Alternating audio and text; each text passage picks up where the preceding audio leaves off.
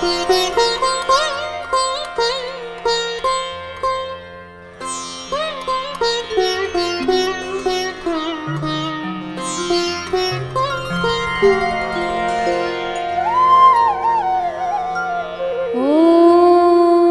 श्री महालक्ष्मी नमः। नाम्नां शास्त्रसहस्रं च ब्रूहि गार्ग्य महामते। महालक्ष्म्या महादेव्या भुक्तिमुक्त्यर्थसिद्धये। गार्ग्य उवाच सनत्कुमारमासीनं द्वादशादित्यसन्निभम् अप्रच्छन्योगिनो भक्त्या योगिनामर्थसिद्धये। सर्वलौकिककर्मभ्यो विमुक्तानां हिताय वै भुक्तिमुक्तिप्रदं जप्यम् अनुब्रूहि दयानिधे। सनत्कुमार भगवन् सर्वज्ञोऽसि विशेषतः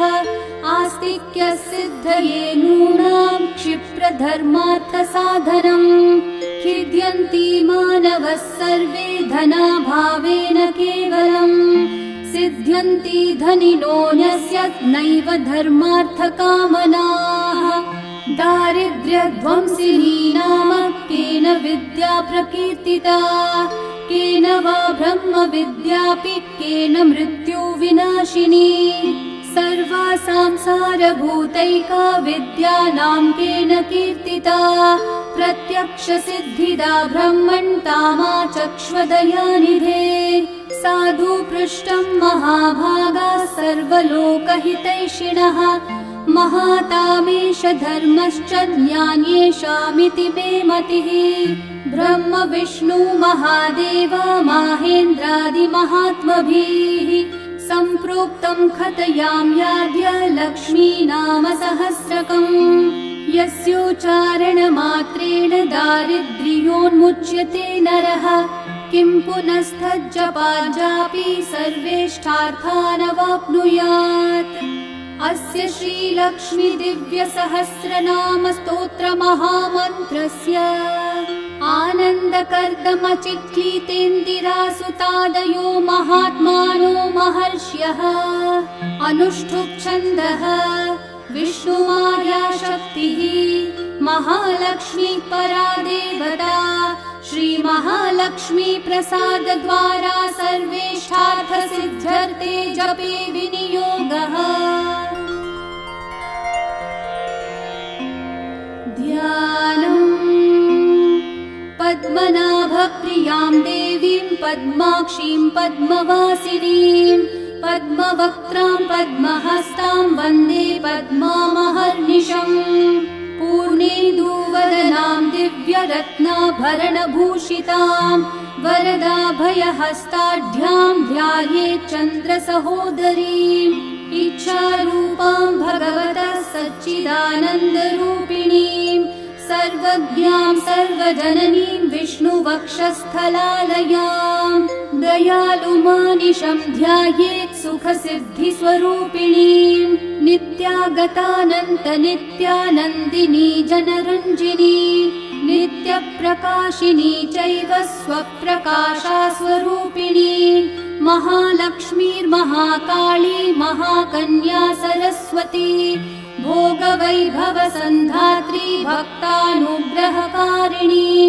ईशावास्या महामाया महादेवी महेश्वरी ऋल्लेखा परमाशक्तिर्मात्रका बीजरूपिणी। नित्यानन्दा नित्यबोधानादिनी जनमोदिनी सत्यप्रत्ययनी चैव स्वप्रकाशात्मरूपिणी। त्रिपुरा भैरवी विद्या हंसा वागीश्वरी शिवा वाग्देवी च महारात्री कालरात्री स्त्रिलोचना भद्रकाली कराली च महाकाली तिलोत्तमा। काली करालवक्त्रान्ता कामाक्षी कामदा शुभा। चण्डिका चण्डरूपेशा चामुण्डा चक्रधारिणी। त्रैलोक्यजयनी देवी त्रैलोक्यविजयोत्तमा। सिद्धलक्ष्मी क्रियालक्ष्मी मोक्षलक्ष्मी प्रसादिनी। उमा भगवती दुर्गा चान्द्री दाक्षायणी शिवा प्रत्यङ्गिराधरा वेला लोकमाता हरिप्रिया पार्वती परमा देवी ब्रह्मविद्या प्रदायिनी अरूपा बहुरूपा च विरूपा विश्वरूपिणी पञ्चभूतात्मिका वाणी पञ्चभूतात्मिका परा कालिमा पञ्चिका वाग्मी हवि प्रत्यधिदेवता देवमाता सुरेशाना देवगर्भाम्बिका धृतिः संज्ञा जाति क्रिया शक्ति प्रकृत्य मोहिनी मही यज्ञ विद्या महाविद्या गुह्य विद्या विभावरी ज्योतिष्मती महामाता सर्वमन्त्र फलप्रदा दारिद्र्यध्वंसिनी देवी हृदय ग्रन्थि भेदिनी सहस्रादित्य संकाशा चन्द्रिका चन्द्ररूपिणी गायत्री सोम सम्भूतिः सावित्री प्रणवात्मिका शाङ्करी वैष्णवी ब्राह्मी सर्वदेव नमस्कृता सेव्य दुर्गा कुबेराक्षी करवीरनिवासिनी जया च विजया चैव जयन्ती चापराजिता कुब्जिका कालिका शास्त्री वीणा पुस्तकधारिणी सर्वज्ञ शक्ति श्री शक्तिर्ब्रह्म विष्णु शिवात्मिका ईढा पिङ्गलिका मध्यां मृणाली तन्तुरूपिणी यज्ञेशानी प्रथा दीक्षा दक्षिणा सर्वमोहिनी अष्टाङ्गयोगिनी देवी निर्बीज ध्यान गोचरा सर्वतीर्थस्थिता शुद्धा सर्वपर्वतवासिनी वेदशास्त्र प्रभा देवी षाडङ्गादिपदक्रमा शिवा धात्री शुभानन्दा यज्ञकर्म स्वरूपिणी व्रतिनी मेनका देवी ब्रह्माणि ब्रह्मचारिणी एकाक्षर परा तारा भवबन्ध विनाशिनी विश्वम्भरा धारा निराधाराधिकस्वरा राकाकुहूरमावास्या पूर्णिमानुमतिर्द्युतिः सिनीवाली शिवा वास्या वैशवदेवी पिशङ्गिया पिप्पला च विशालाक्षी रक्षोग्नि वृष्टिकारिणी दुष्टविद्राविणी देवी सर्वोपद्रवनाशिनी शारदा शरसन्धाना सर्वशस्त्रस्वरूपिणी युद्धमध्यस्थिता देवी सर्वभूतप्रभज्जनी अयुद्धा युद्धरूपा च शान्ता शान्तिस्वरूपिणी गंगा सरस्वती वेणी यमुना नर्मदापगा समुद्रवसना वासा ब्रह्माण्ड श्रोणि मेखला पंचवक्त्रा दशभुजा शुद्ध स्फटिक सन्निभा रक्ता कृष्णासितपिता सर्ववर्णा निरीश्वरी कालिका चक्रिका देवी सत्या तु वटुका स्थिता तरुणी वरुणी नारी ज्येष्ठा देवी सुरेश्वरी विश्वम्भरा धरा कर्त्री गलार्गला विभञ्जनी संध्या रात्रिर्दिवा ज्योत्स्ना कला काष्ठा निमेषिका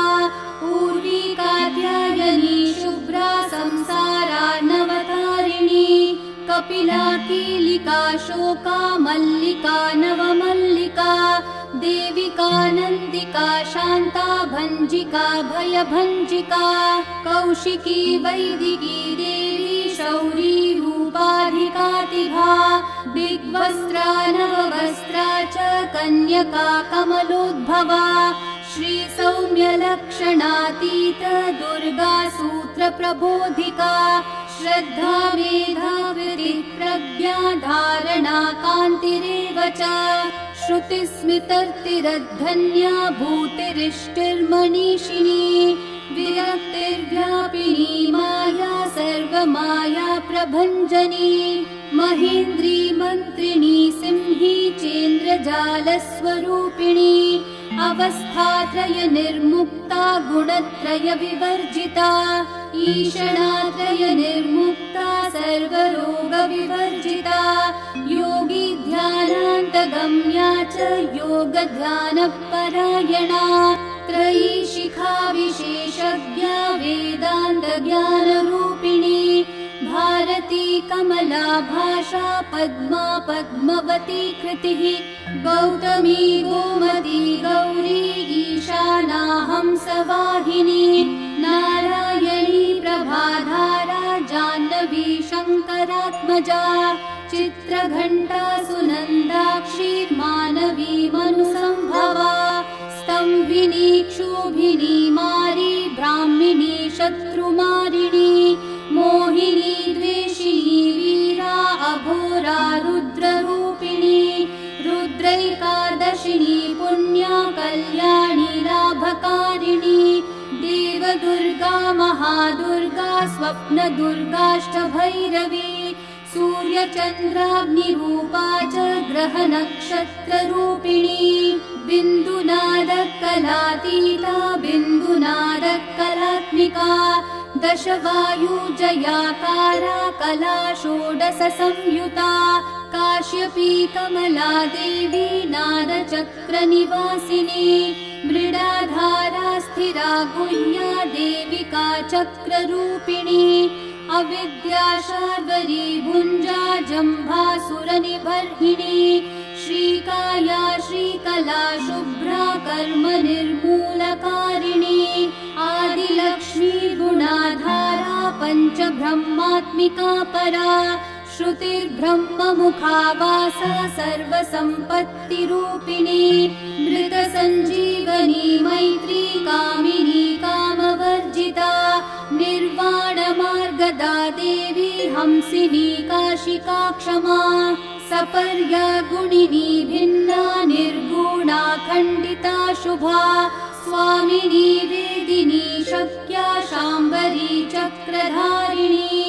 दण्डिनी मुण्डिनी व्याघ्री शिखिनी सोमसंहतिः चिन्तामनिश्चितानन्दा पञ्चबाणाग्रबोधिनी बाणश्रेणी सहस्राक्षी सहस्रभुजपादुका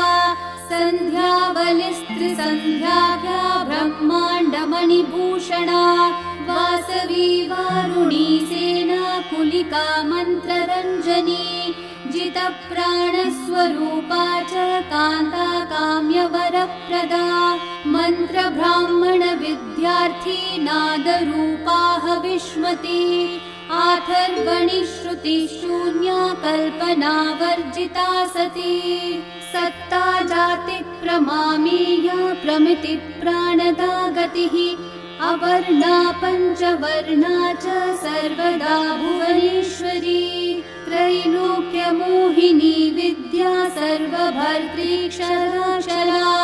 हिरण्यवर्णा हरिणी सर्वोपद्रवनाशिनी कैवल्यपदवीरेखा सूर्यमण्डलसंस्थिता सोममण्डलमध्यस्था वह्निमण्डलसंस्थिता वायुमण्डलमध्यस्था व्योममण्डलसंस्थिता चक्रिका चक्रमध्यस्था चक्रमार्गप्रवर्तिनी कोकिलाकुलचक्रेशा पक्षती पङ्क्तिपावनी सर्वसिद्धान्तमार्गस्था षड्वर्णावरवर्जिता शररुद्रहराहन्त्री सर्वसंहारकारिणी पुरुषा पौरुषी तुष्टिः सर्वतन्त्रप्रसूतिका अर्धनारीश्वरी देवी सर्वविद्याप्रदायिनी भार्गवी भूजुषी विद्या सर्वोपनिषदा स्थिता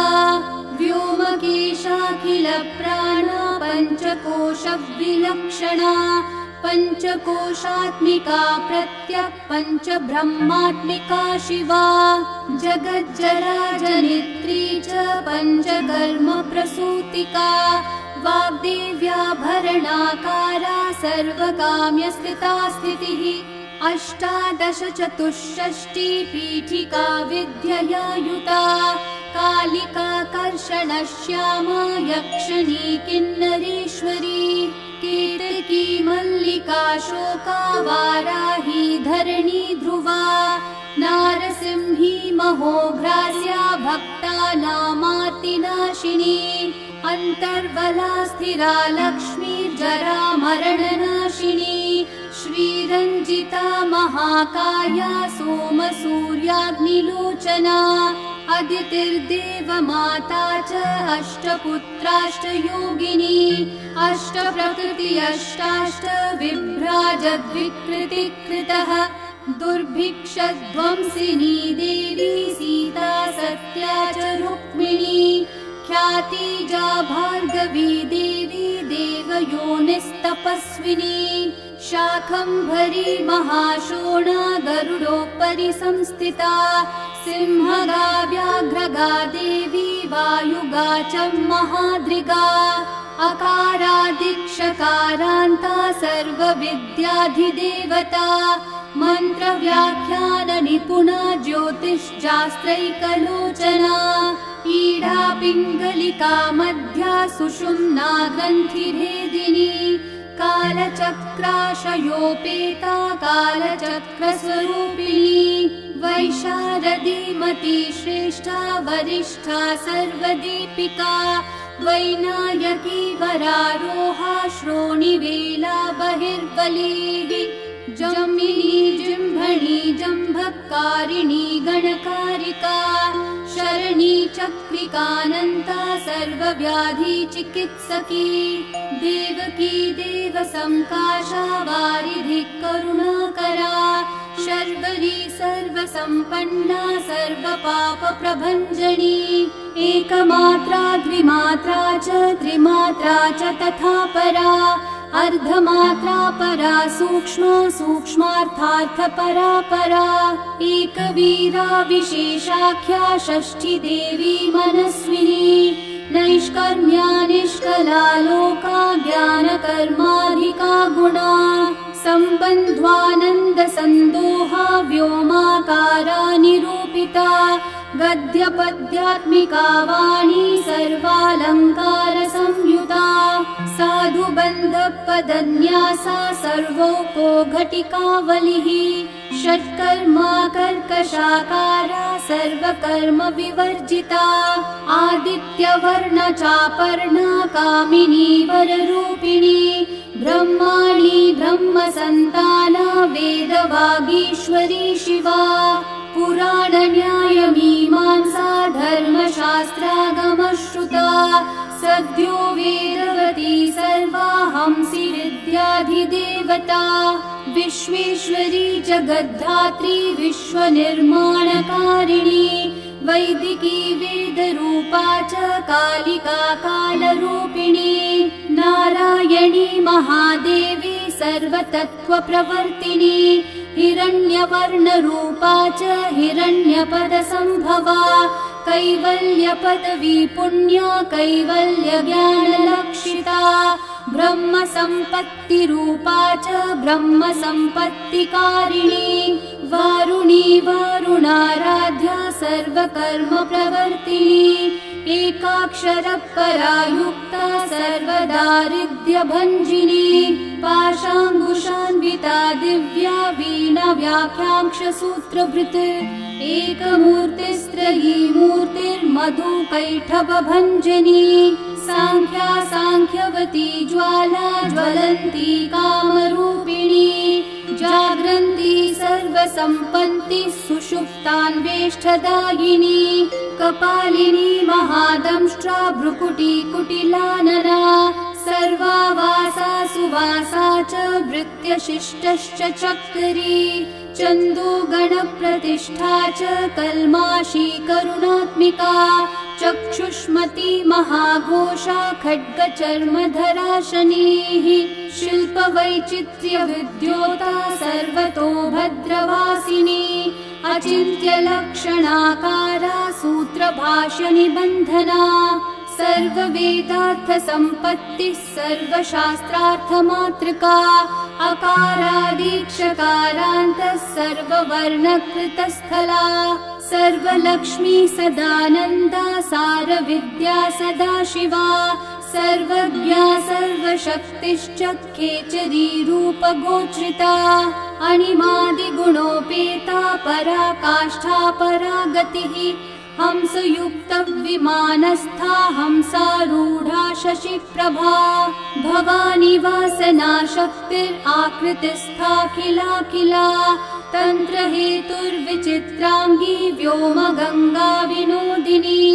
वर्षा च वर्षिकी चैव गुह्यजुस्सामरूपिणी महानदी नदी पुण्या गण्या पुण्यगुणक्रिया समाधिगतलभ्यार्था श्रोतव्या स्वप्रिया घृणा नामाक्षरपरा देवी उपसर्गनखाञ्चिता निपातोरुद्वयी जङ्घा मातृका मन्त्ररूपिणी आशीना च शयाना च तिष्ठन्ती धावनाधिका लक्ष्यलक्षणयोगाढ्या ताद्रूप्यगणनाकृतिः सैकरूपा नैकरूपा सेन्दुरूपा तदाकृतिः समासतद्धिताकारा विभक्तिवचनात्मिका स्वाहाकारा स्वधाकारा श्रीपत्यार्धाङ्गनन्दिनी गम्भीरा गहना गुह्या योनिलिङ्गार्धधारिणी शेषवासुकि संसेव्या चपलावरवर्णिनी कारुण्याकार सम्पत्ति कीलकृन्मन्त्रकीलिका शक्तिबीजात्मिका सर्वमन्त्रेष्टाक्षय कामना आग्नेयी पार्थिवा आप्या वायव्या व्योमकेतना सत्यज्ञानात्मिकानन्दा ब्राह्मी ब्रह्म सनातनी अविद्यावासना माया प्रकृतिः सर्वमोहिनी शक्तिर्धारण शक्तिश्च चिदाशिच्छक्तियोगिनी वक्त्रारुणा महामाया मरीचिर्मदमर्दिनी विराट् स्वाहा स्वधा शुद्धा निरूपास्ति सुभक्तिका निरूपितद्वयी विद्या नित्या नित्यस्वरूपिणी वैराजमार्गसञ्चारा सर्वसत्पथदर्शिनी जालन्धरी मृडानी च भवानी भवभञ्जनी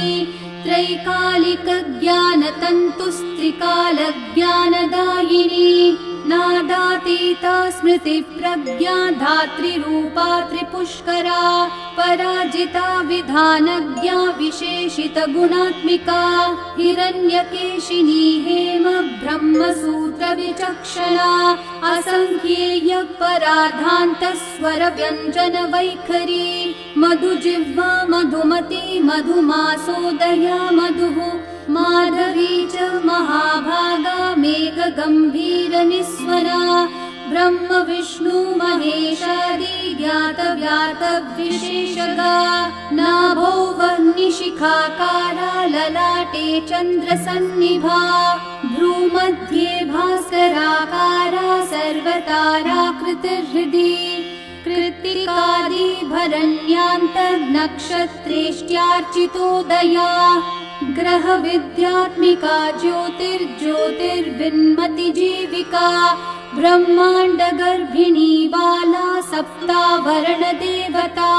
वैराजोत्तम साम्राज्य कुमारा कुशलोदया बगला भ्रमराम्बा च शिवदूती शिवात्मिका मेरुविन्ध्याति संस्थाना काश्मीरपुरवासिनी योगनिद्रा महानिद्रा विनिद्रा रक्षसाश्रिता सुवर्णदा महागंगा पंचाख्या पंचसंहतिः सुप्रजाता सुवीरा च सुपोषा सुपतिः शिवा सुगृही रक्तबीजान्दा हतकन्दर्पजीविका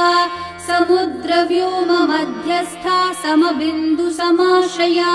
सौभाग्यरस जीवातुः सारा सार विवेकदृक्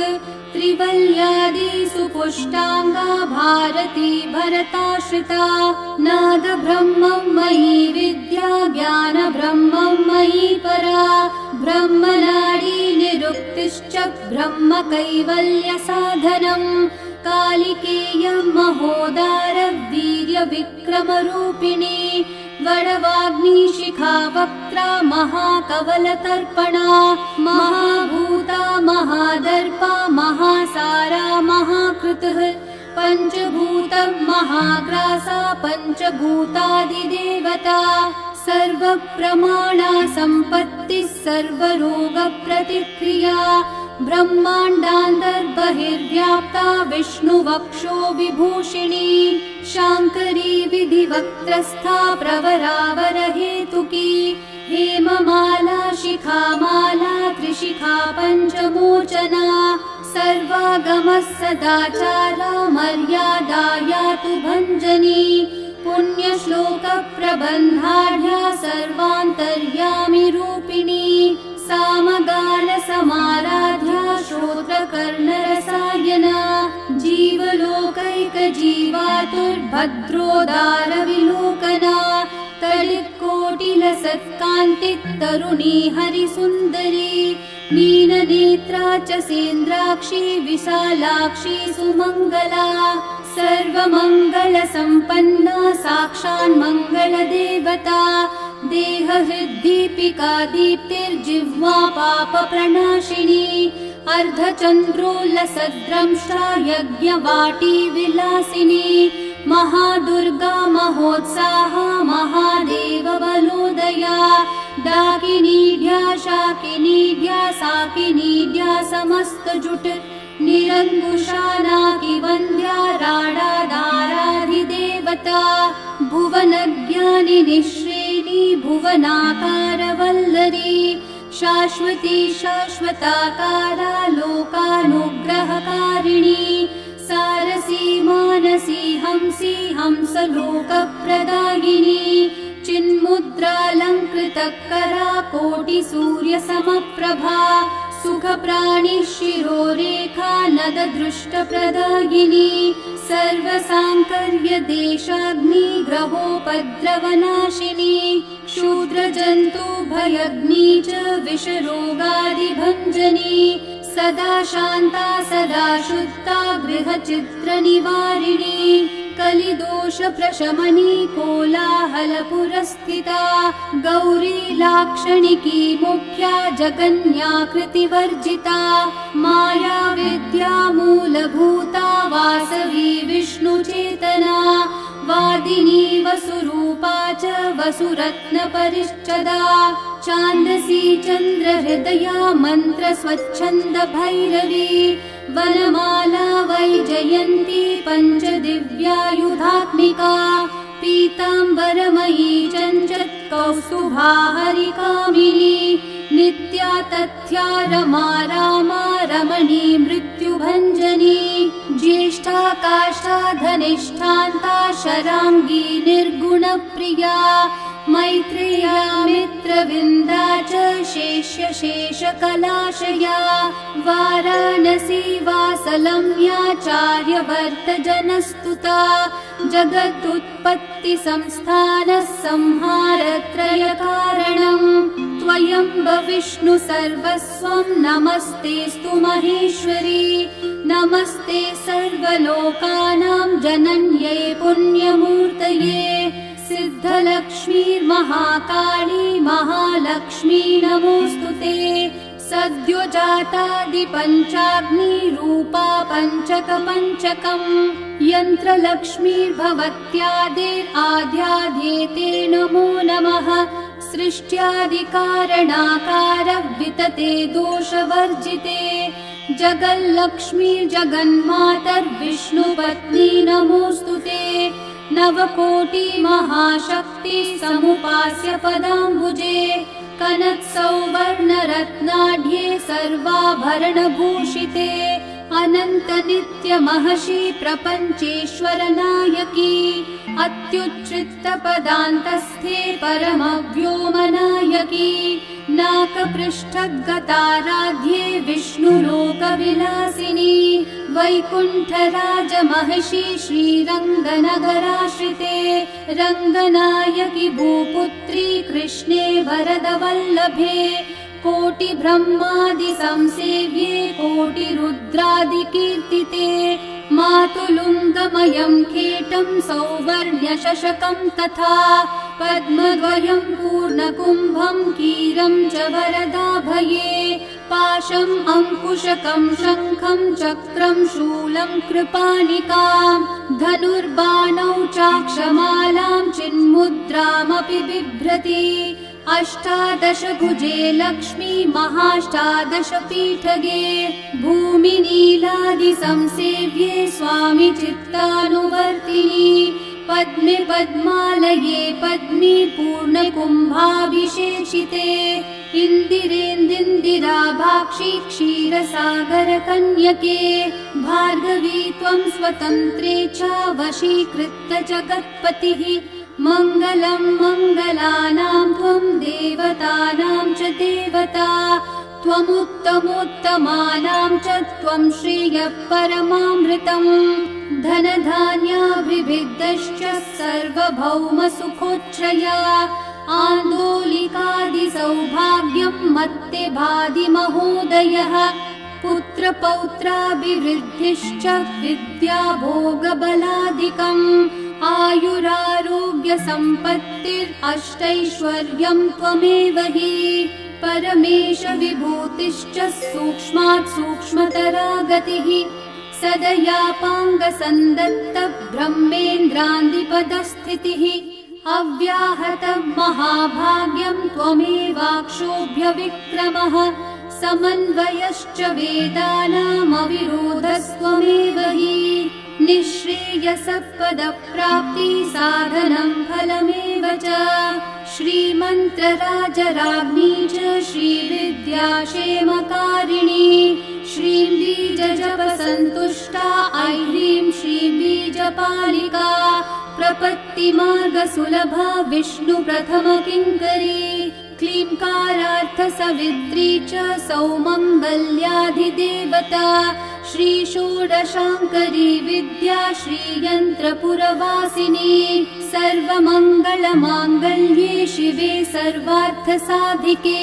शरण्ये त्र्यम्बके गौरी नारायणि नमोऽस्तुते पुनः पुनर्नमस्तेऽस्तु साष्टाङ्गमयुतं पुनः। सनत्कुमार उवाच एवं स्तुता महालक्ष्मी बृहरुद्रादिभिः सुरैः नमद्भिरार्तैर्दीनैश्च निःस्वत्वैर्भोगवर्जितैः ज्येष्ठाजुष्टैश्च निःश्रीकैः संसारास्वपरायणैः विष्णुपत्नी ददौ तेषां दर्शनं दृष्टितर्पणम् शरत्पूर्णेन्दुकोट्याभधवलापाङ्गवीक्षणैः सर्वान् सत्त्वसमाविष्टान् चक्रे हृष्टावरं ददौ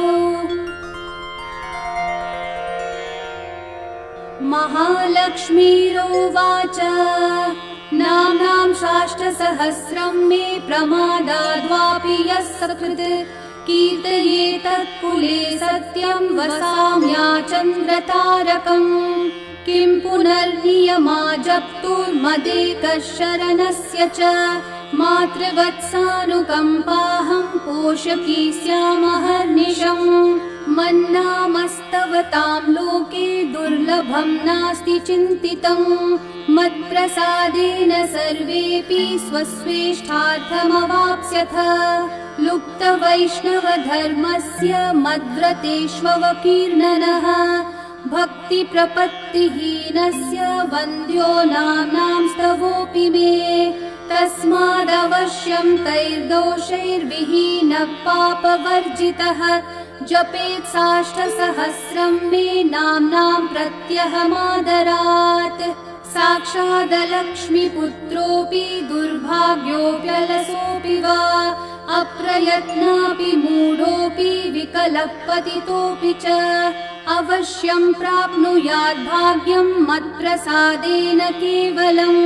स्पृहेयमचिरादेवा वरदानाय जापिनः ददामि सर्वमिष्टार्थं लक्ष्मीति स्मरतां ध्रुवम्। सनत्कुमारोवाच इत्युक्त्वान्तर्दधे लक्ष्मीर्वैष्णवी भगवत्कला इष्टापूर्तं च सुकृतं भागधेयं च चिन्तितं स्वं स्वं स्थानं च भोगं च विजयं लेभिरे सुराः तदेतत् प्रवदाम्यद्य लक्ष्मीनामसहस्रकम् योगिनः पठत क्षिप्रं चिन्तितार्थानवाप्स्यथ। गार्ग्योवाच सनत्कुमारो योगीन्द्र इत्युक्त्वा सदयानिधिः अनुगुह्य ययौ क्षिप्रं तांश्च 12 योगिनः तस्मादेतद्रहस्यं च गोप्यं जप्यं प्रयत्नतः अष्टम्यां च चतुर्दश्यां नवम्यां भृगुवासरे पौर्णमास्याममायां च पर्वकाले विशेषतः जपेद्वा नित्यकार्येषु सर्वान् कामान् अवाप्नुयात् इति श्रीस्कन्दपुराणे सनत्कुमार संहितायां श्रीलक्ष्मीसहस्रनामस्तोत्रम् सम्पूर्णम्।